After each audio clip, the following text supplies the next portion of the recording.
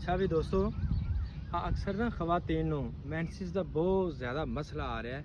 उसकी वजह है भी वो ना घ्यो वाली रोटी खांदियां ने तो वो जो डालडा है कैमिकल है नीरा, वो एडे काम की शै नहीं हैगी। लजीज तो रोटी लगती है,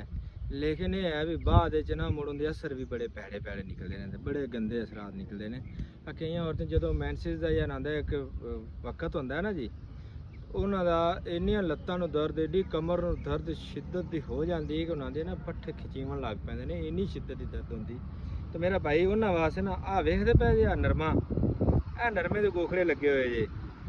ਇਹ ਨਾ ਜੀ ਤੁਸੀਂ ਪਾਈਆ ਘੁੰਮਣ ਇਹਦੇ ਕੱਚੇ ਗੋਖੜੇ ਪਾਈਆ ਕੋ ਹੋਣ, ਆਹ ਵਿਖਾਓ ਜੀ, ਆਹ ਗੋਖੜੇ ਆਹ ਵਿਖਾਇਆ ਜੀ ਭਾਈ ਸਾਹਿਬ, ਕੈਮਰਾ ਮੈਨ ਕਹਿ ਰਹੇ ਖਾਂਦੇ ਤੁਹਾਨੂੰ, ਇਹ ਗੋਖੜਾ ਭਾਈ, ਇਹ ਤੁਸੀਂ ਕੱਚਾ ਗੋਖੜਾ ਇੱਕ ਪਾਈਆ ਹੋਵੇ, ਇਹਦਾ ਤੁਸੀਂ ਸ਼ਰਬਤ ਬਣਾ ਲੈਣਾ ਫਕਤ ਗੋਖੜੇ ਦਾ ਜੀ, ਇਹਦੇ ਫੁੱਲ ਦਾ ਹੀ ਬਣਾ ਸਕਦੇ ਜੀ। ਇਹ ਨਰਮਾ ਹੈ, ਜਿਸ ਇਲਾਕੇ 'ਚ ਵੀ ਖੜਾ ਹੈ ਨਾ ਉਹਨਾਂ ਦੇ ਵਾਸਤੇ ਮੇਰਾ ਭਾਈ ਹੈ ਸੁਗਾਤ ਤੇ,